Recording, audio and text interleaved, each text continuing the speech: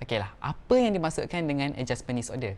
Adjustment disorder ataupun stress response syndrome merupakan satu gangguan mental yang mempunyai tempoh jangka masa yang pendek.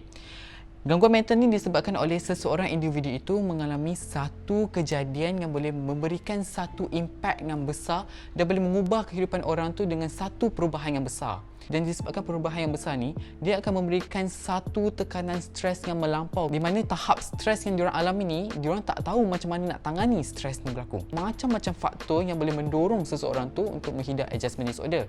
Dan salah satunya macam contoh putus hubungan, bercerai, nak ada anak, berkahwin, kehilangan kerja, besar daripada kerja dan macam-macam lagi faktor yang boleh mendorong seseorang tu untuk menghidap adjustment disorder. Dan sebenarnya adjustment disorder ni dia tak tertumpu kepada seseorang individu sahaja untuk kena dalam satu masa. Mana orang ramai dalam satu masa juga boleh kena adjustment disorder ni melalui satu bencana macam COVID-19. Kita satu dunia orang terkesan dengan COVID-19 ni. Adjustment disorder punya simptom-simptom ni memberikan satu perubahan dalam diri seseorang tu.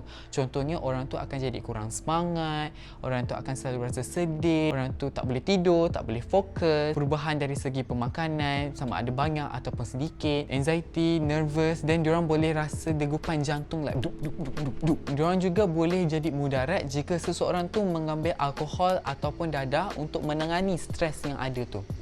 Jadi adjustment disorder punya simptom ni dia sebenarnya lebih kurang dengan PTSD iaitu post traumatic syndrome.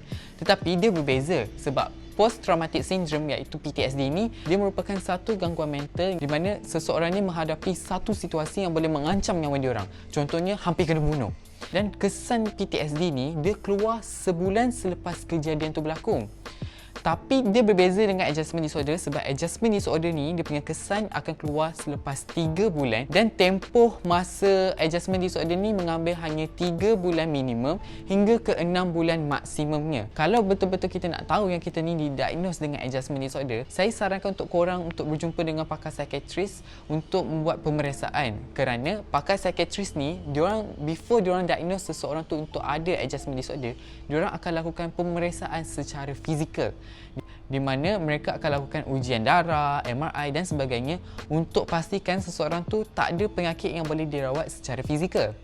Okey, kalau dah dapat result macam tak ada penyakit yang boleh dirawat secara fizikal, barulah mereka akan lakukan pemeriksaan secara mental di mana mereka akan fokuskan terlebih dahulu PTSD dan juga depression sebab ramai orang rata-ratanya buat pemeriksaan dan mereka didiagnose PTSD dan depression. So lepas dia dapat result dan daripada result tu tak ada unsur-unsur yang mengatakan kita ni ada PTSD ataupun depression, barulah diorang akan diagnose kita menghidap adjustment disorder. Sebenarnya salah satu treatment yang boleh membantu mereka yang menghidap adjustment disorder ni adalah talk therapy.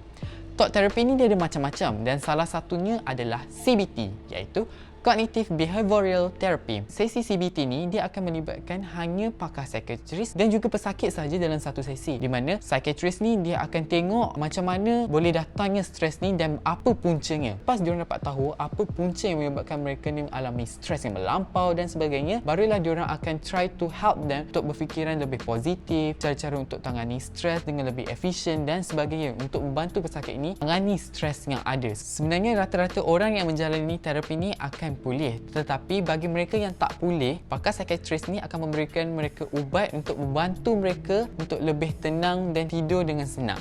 Apa yang kita boleh buat kalau kita mengalami stres yang melampau macam serabut sangat, cuba buat talk therapy di kalangan orang yang rapat dengan kita, macam kita kongsikan masalah kita dengan ahli keluarga, orang-orang yang kita percayai macam best friend kita ke. So dia juga boleh mengurangkan stres yang sedia ada.